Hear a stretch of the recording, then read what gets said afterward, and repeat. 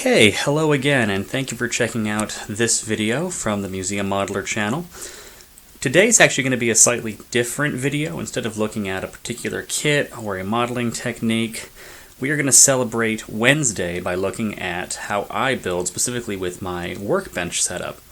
Now, this is actually a slightly new workbench for me. I've only had it going here for a couple of days. And I'm pretty happy with the result, pretty pleased with how things are going to be going together here. So I thought I would just show this, and maybe you can get some ideas for your workbench. Maybe you can look at it and say, oh, that guy's crazy, and whatever works for you. But this is at least how I do things. Now, my bench has always traditionally been over on this side of my room, where there's now a bookshelf. But that window there, when I recently upgraded by putting a hutch on my model table, realized it almost completely blocked that window, which is not good for ventilation. Spraying anything in here, especially, lacquers or enamels, but really anything without an open window, it's just a recipe for disaster. I did maybe 10 minutes of spraying with some Tamiya acrylics, and even that was just too much. So the next day I knew things were going to have to change. So I rearranged everything, moved a bunch of shelves around, and now have put together this entire wall dedicated to the hobby. The wall is exactly 10 feet long, and the desk takes up about 9 feet 8 inches of it, so that's a lot of open space. What I've done is I've put together two tables. I have a dedicated build table over here and a dedicated paint table over here.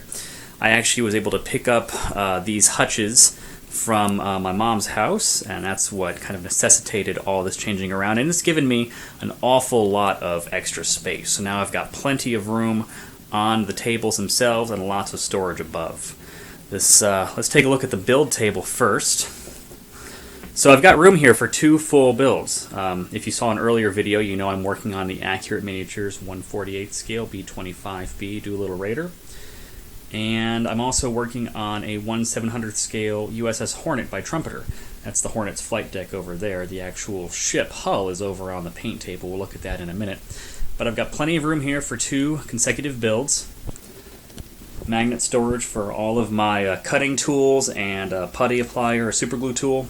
Keep all of my manipulative tools, cutters, pliers, etc. here at the side.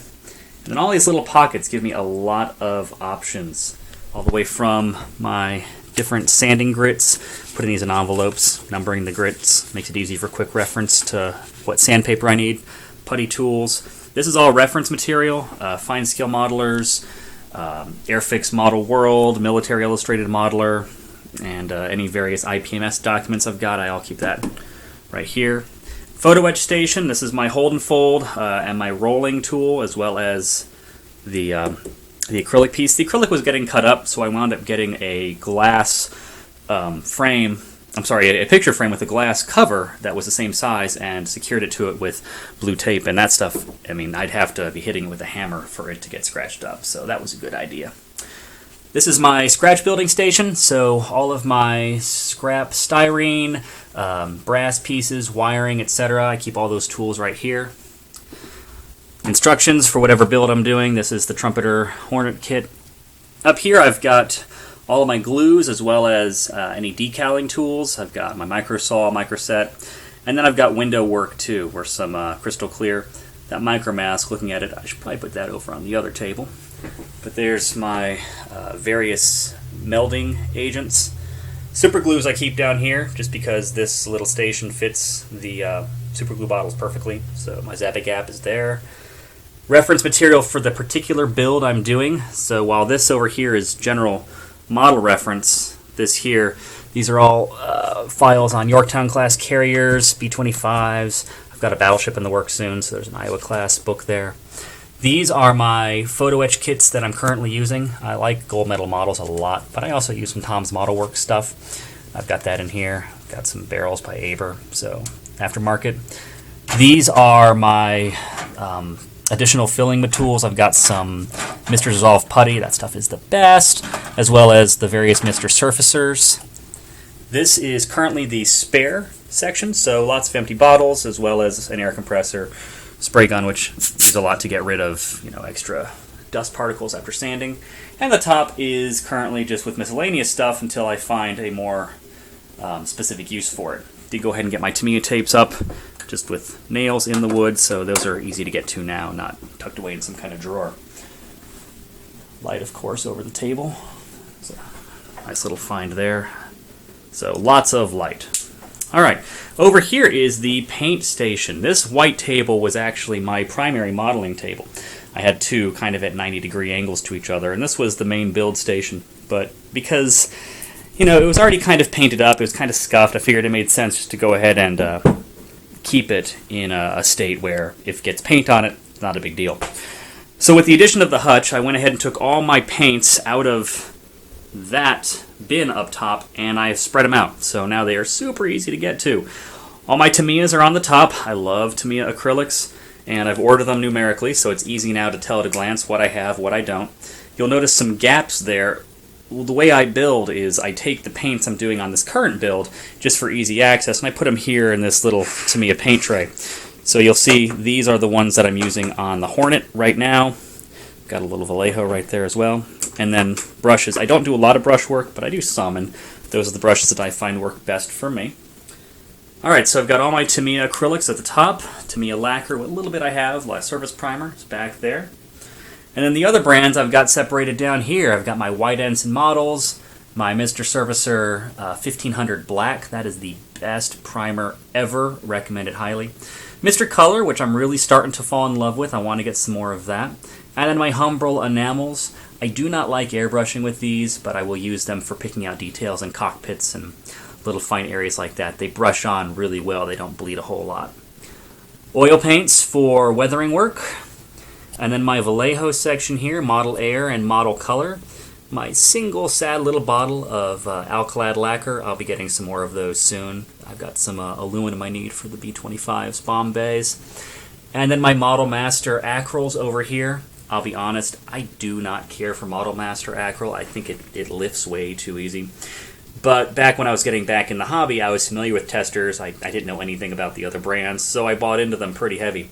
Plus, they made some Kriegsmarine specific colors for a Tirpitz build I was doing. So I have a good bit of the acryl, but it's currently not organized in any such way. I don't see myself going back to it unless I really need to. Maybe some RLM colors that I just can't find an equivalent of in another brand. So I'm keeping them there for now.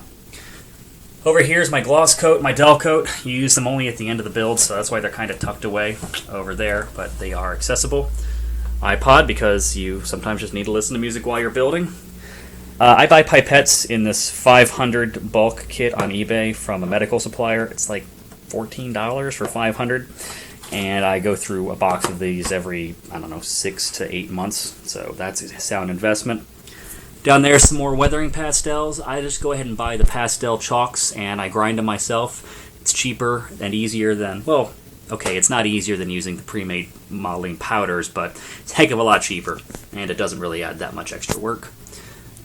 Let's see, paint stands down there, some thinners, alcohol, water. I've got over there in the corner some mineral spirits, and then my tester's thinner over there. Tamiya thinner I keep with the Tamiya, and as you can see over here, Humbrol thinner with Humbrol, Mr. Color with Mr. Color, etc. Okay, down here is my airbrush. I've got two Iwatas. This is my HPC Plus, and down here is my Revolution. I generally use the Revolution for enamels. The HPC Plus I use mainly with acrylics. And then my compressor is an Iwata SmartJet Pro. Does not have a compressor tank on it, but it works fantastically, shuts off when it's not in use, so great investment there. And of course, the current build is that Hornet I mentioned. Going to be putting on a second coat of that dark color soon. That is the, it's a stand-in for Ocean Gray, I believe, 5S. It's the color of the horizontal surfaces on the Measure 12 camouflage Hornet had. I do spray on foam pads. These are 99 cents at Michael's, and they're just a great way of checking to make sure everything is spraying clean and clear. It doesn't absorb too much either, so it's not like spraying into water or cardboard. Finally, I keep my tools in this cabinet here. These are just my general tools. I got some sanding pads. I make sanding pads out of erasers here. Just get a pink pearl eraser, staple on your sanding grit that you need, and you're good to go. You can change that whenever you want. glue pad. Got this at the Goodwill for 50 cents, and I just use it to put in my CA glues. I've numbered it so I remember, oh yeah, I've got glue. I've got maybe medium grade in station 4, and I've got extra thin over there in 3. So I've just numbered it so it's easy to tell what glue is where. This is an old toolkit, and I usually keep the sprues for the current build in here so they're easy to get to, as well as any accessories that I might have, aftermarket stuff that fits in here. It's pre-made. This is my finished photo etch little tin, so I've got stairs and whatnot in there. Stuff already folded. Mixing white plastic cups. I do this for mixing my paints with the various thinners, as well as this is for putty and acetone. I haven't found a use for this yet, and there is my my oil mixing palette right there. And in the bottom is cleaning stuff. So I keep my extra alcohol, my rags for cleaning the airbrush. Future, keep it here. This should last for another 3 years, hopefully. And then acetone for putty. So you step back, and you got the whole thing here. Everything is out in the open. It's easy to get to. Oh, I did almost forget this. Got in a clearance at Michael's, $9. This is my sanding station with my masking tape. And then down here, I have my OptiVisor secured to this bookshelf. So everything is easy to get to. It's at arm's reach. It's out in the open. Nothing's really hidden. Nothing gets lost. I think I'm going to be extremely happy with this setup. And going forward, we'll see if this increases the efficiency of builds or not. Again, I've only had this for like 3 days, so I've yet to really try it out, but I'm very optimistic. I will go ahead and do a quick pan around here, just to finish with what I have behind the table, which is, of course, my finished builds shelf. And we're getting photo galleries of several of these up at the blog, which is themuseummodeler.wordpress.com. We just got that hood build up right there. And we've got high-res detailed photos of these in good lighting, so you can see how they wound up finishing up when the build was all said and done. I'll probably do that ME262 AU4 next. And down there is the Tirpitz build that I mentioned with the Kriegsmarine Model Master Acro colors. Okay, well, thank you for checking out this video. Again, maybe you got some good ideas, maybe you didn't, I don't know, but this is what I think is going to work really good for me for now. We'll have various updates, as always, on the Facebook page, which is facebook.com/themuseummodeler. And again, the blog is themuseummodeler.wordpress.com, where you can find this video and other build reviews, photo galleries, and other videos as well. All right, again, thank you very much for checking this out. Hope you have yourselves a great rest of your Wednesday or Thursday or whatever day you happen to see this. And thanks again. Have a great night.